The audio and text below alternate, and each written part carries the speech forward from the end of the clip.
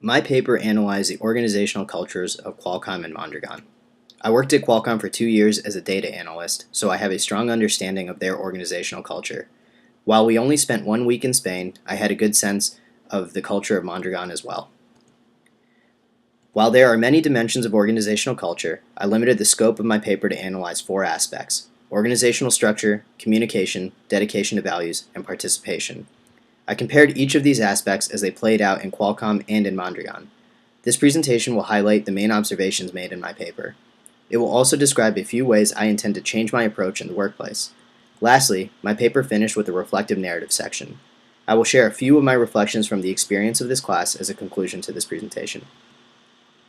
In terms of organizational structure, Qualcomm has a standard corporate model. The CEO and other high-level executives make strategic decisions on behalf of the entire company. These strategic initiatives are given to middle managers, who then turn them into actionable technical tasks. The individual contributors, who are at the bottom of the organization, then execute these projects.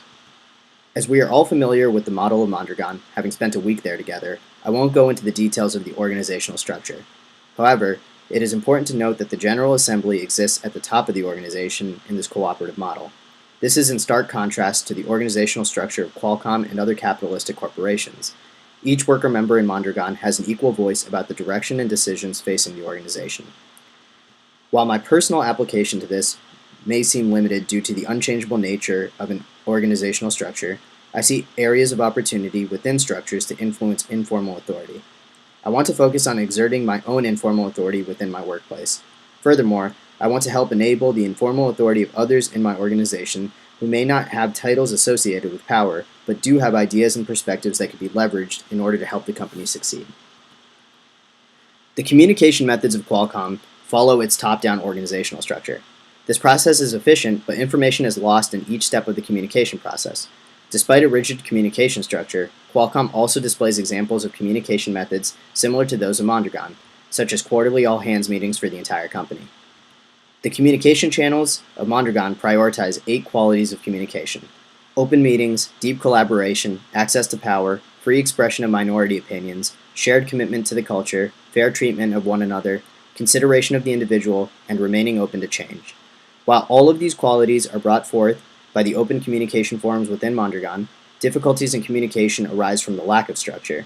We heard evidence from Fred at Mondragon University that some meetings in the cooperative can be inefficient or unproductive due to a lack of communication skills. My big takeaway around the communication piece is that I want to open up avenues of communication for underrepresented groups in my workplace.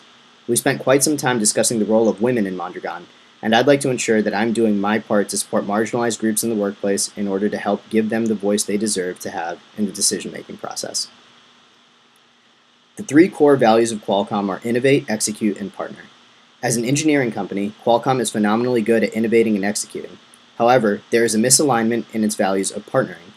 Oftentimes, partnering is seen as a roadblock to the first 2 values, rather than an avenue through which they can be realized.